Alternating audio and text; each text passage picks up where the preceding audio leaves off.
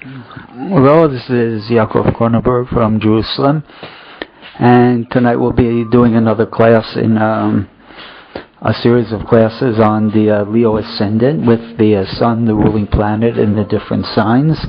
Tonight we'll be talking about the Sun in Libra. Sun in Libra, again, is also an interesting combination because here you have the ruling planet in fall, right? The Sun is weak in Libra, weak in an air sign. When the Sun is in air, it tends to be weak. Doesn't have a strong ego, so to speak. And so it's difficult when you have the ruling planet in fall. It tends to add a certain weakness to the chart. Now, especially in this case, you'll have the Sun in the third house, which is probably, arguably, the weakest of the 12 houses, because it's low down in the chart, and it's heading towards the fourth house, towards the lowest place in the chart. So in a sense, the third house is the weakest house. Remember, we learned that all the planets in the third house only work 25% of the time. So here you have the Sun in fall, very weak, and on top of that, by being in the third house, it's only working 25% of its power. And so it becomes incredibly weakened in a situation like this when you have the Sun in Libra in this particular situation. And when you have the Sun in Libra in the third house is the house of communication, of short journeys, journeys in general, early education, the neighbors, things like that, the siblings, the brothers and sisters, right? A person who has this combination could have problems with their brothers and sisters, or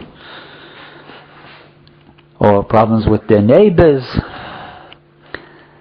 problems in journeys, problems in communication. But again, it's not so bad because remember, the Sun is a benefic, and Libra is ruled by Venus, another benefic. So on one side it's difficult here because of its weakness, but on the other hand, its quality is good, and it's connected to benefic planets. So that's going to help to a certain degree. You rather have, if you have to have something not good, you rather have a benefic not good, because then it won't do so much harm to the chart. I want to look at a chart tonight of a very famous lady. I never really heard of her, but I found her on the internet looking for the charts of famous people. And her name is Tanya Tucker. She was a very famous country singer in America. She was a child star and became very successful as she grew older. But of course, like all these stars, she had her. It's interesting. I was reading her biography, and it's interesting because in Mamash, it clearly illustrates exactly this position of Leo with the ruler in the third house in fall,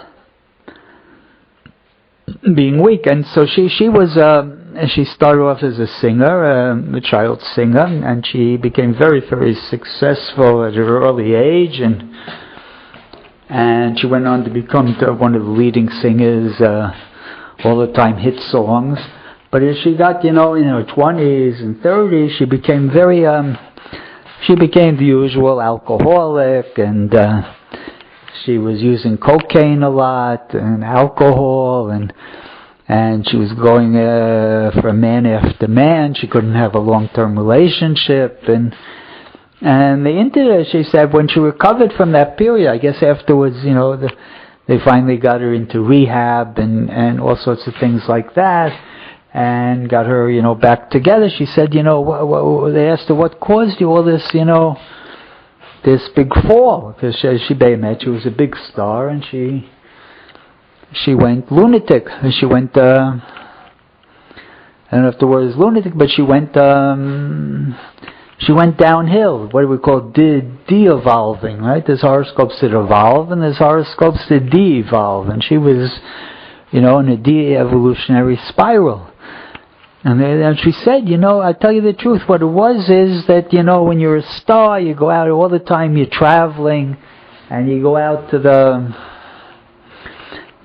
and you perform, and you're a big star, and the whole audience is clapping, and then when the show is over, you go home to your hotel room, and you're all alone. And she said that was what, led her that's what led her to go over to get off into alcohol and drugs and promiscuity and all sorts of things like that, was the lonely nights on the road, of always being in the hotel room alone